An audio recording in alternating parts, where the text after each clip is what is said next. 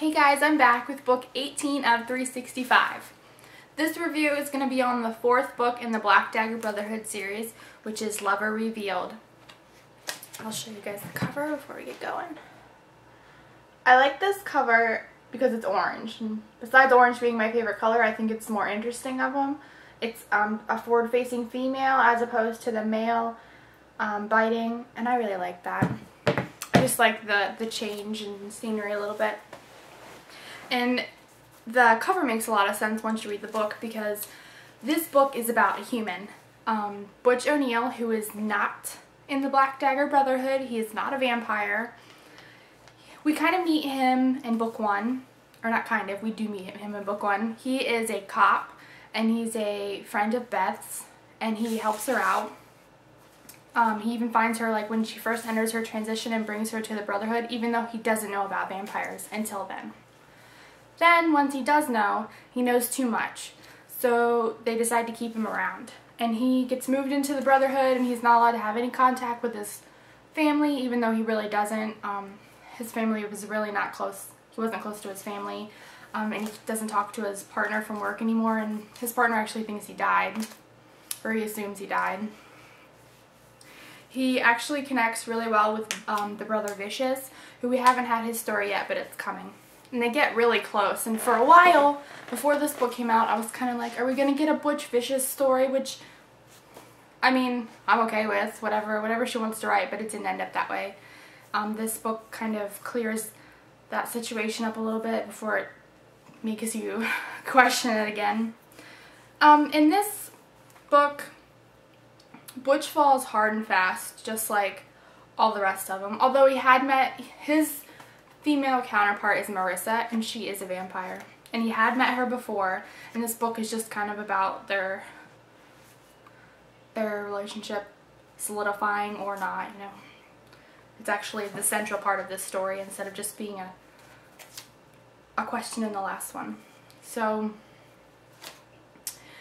he met Marissa before he even knew about vampires, and she was really surprised because he treated her different than vampires treated her, because she's like the cream of the aristocratic crop, you know. She was the top of the food chain here, and her brother Havers, or Havers, I say Havers, it sounds more British. He's like the doctor, the physician of the race. He takes care of them, and she's always been, you know, the it person to go to. And for a while she was feeding Wrath. She was feeding him, even though she was his mate, although they never actually mated. She was still a virgin when she met Butch. So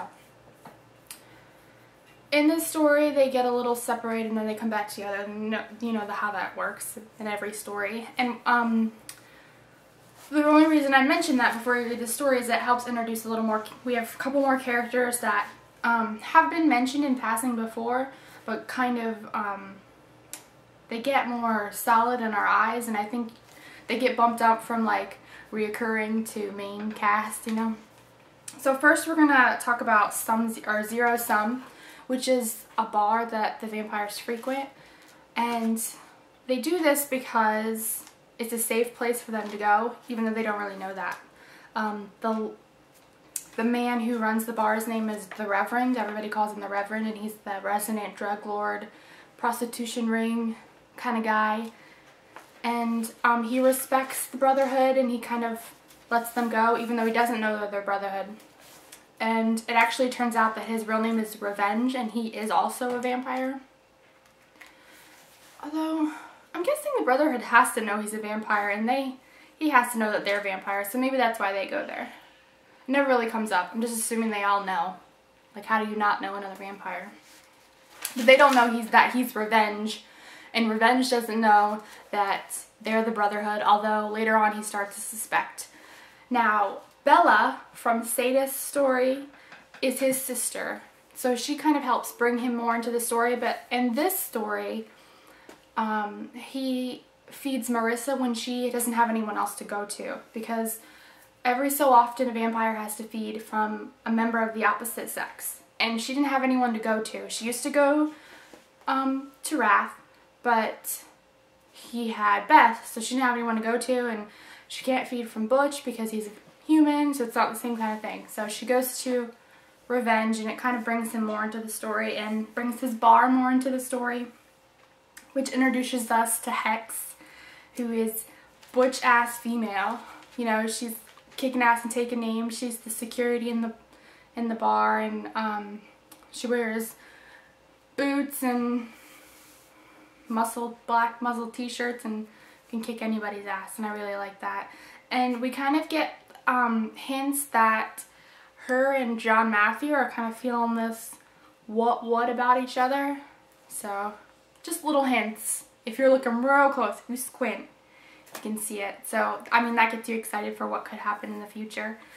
Also, on the topic of John Matthew, they start training, and the training gets more in depth.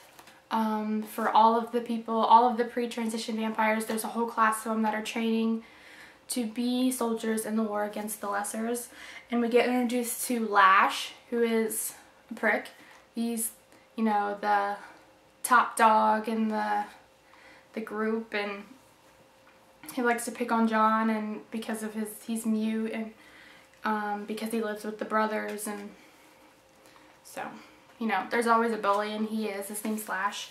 We also get introduced to Quinn and Blaylock, who they kind of stand up. John stands up for Blaylock once he goes through his transition. He's kind of awkward for the first couple days after.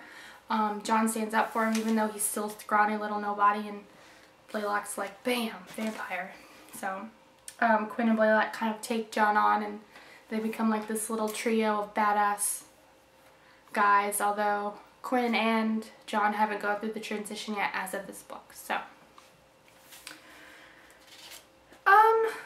that's all the notes I have. Let's see. Anyway, in this story, Butch goes through something that gets him a little closer to the evil of the Omega, and it gets him a little more involved in this war of vampires. And he takes drastic measures to make sure that he's there to protect his friends and to protect his loved one, Marissa.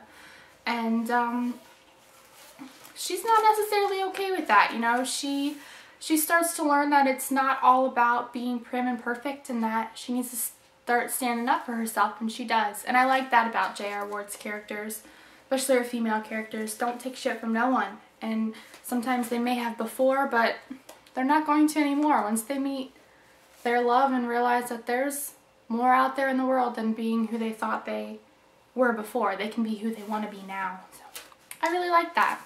I really did like this book.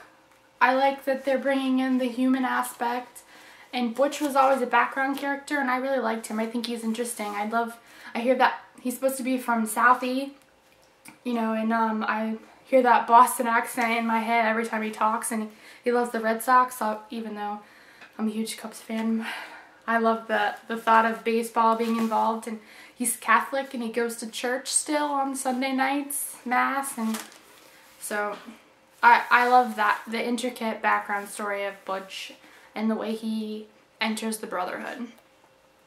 So that's all about this one.